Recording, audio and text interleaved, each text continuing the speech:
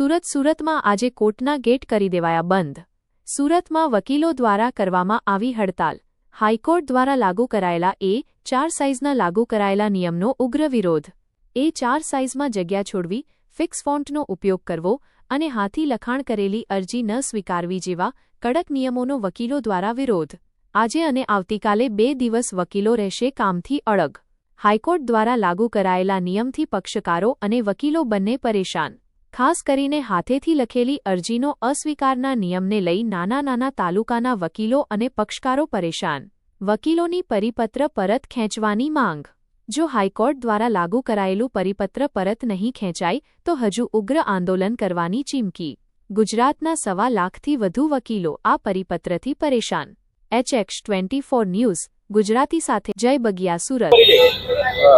નમસ્કાર, હું નીલકંઠ બારોટ। સુરત શહેરના તમામ અધિવક્તા એડવોકેટ દ્વારા આજે હડતાલનું આયોજન કરવામાં આવ્યું છે। એનું મુખ્ય કારણ એ છે કે નામદાર ગુજરાત હાઈકોર્ટ દ્વારા એક પરિપત્ર બહાર પાડવામાં આવ્યો છે અને પરિપત્ર મુજબ ગુજરાતની જે તમામ કોર્ટ છે એ કોર્ટમાં જે કોઈ ગુજરાતીમાં અરજી આપવામાં આવે છે એ અરજી માત્ર ટાઈપ કરીને જ આપવાની રહેશે અને એમાં પણ ગુજરાતીના એક સ્પેસિફિક ફોન્ટ્સ છે એનો જ ઉપયોગ કરવામાં આવશે। હવે જ્યારે ગુજરાતીના જે સ્પેસિફિક ફોન્ટ્સની વાત કરીએ તો એ ફોન્ટ્સ એવા છે કે જે સામાન્ય રીતે ટાઈપ કરવામાં ઘણા મુશ્કેલ પડે છે। વર્ષોથી જે ગુજરાતી ટાઈપની જે પરંપરા જે કીબોર્ડ ઉપર ચાલી આવી છે એના કરતાં આ અક્ષરો બધા વિપરીત છે, ઘણી બધી તકલીફો પડે છે। સાથે સાથે કોર્ટના તમામ નાના મોટા પ્રોસિડિંગ્સમાં જે અરજી આપવાની હોય કે અત્યાર સુધી અમે હાથથી લખીને એવી અરજીઓ આપીએ છીએ, ત્યારે અત્યારે એવો આગ્રહ કરવામાં આવે છે કે તે તમામ અરજીઓ માત્ર ને માત્ર ટાઈપ કરીને જ આપવામાં આવશે।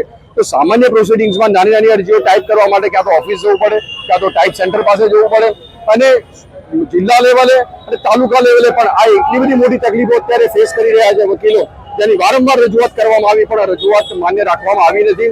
ત્યારે એવા સંજોગોમાં આજે સુરત શહેરમાં 2 દિવસની હડતાલનું આયોજન કરવામાં આવ્યું છે અને અમારી જે માંગ છે એની અમે સખત રીતે રજૂઆત કરેલી છે। અમારી માંગ અહીંયા પૂરી નહીં થાય તો અમે નામદાર ગુજરાત હાઈકોર્ટમાં સ્પેશિયલ એપોઇન્ટમેન્ટ માંગીશું અને ફરી એક વખત અમારી માંગની રજૂઆત કરીશું। જો નહીં થાય તો તમામ વકીલ મિત્રો સાથે મળી બેસી અને પછી આગળની રણનીતિ નક્કી કરીશું।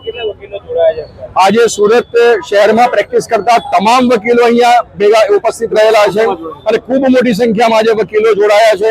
કોર્ટના બંને દરવાજા બંધ કર્યા છે અને બંને દરવાજાની આગળ ઉભા રહી અને મેં વિરોધ નોંધાવી રહ્યા છે।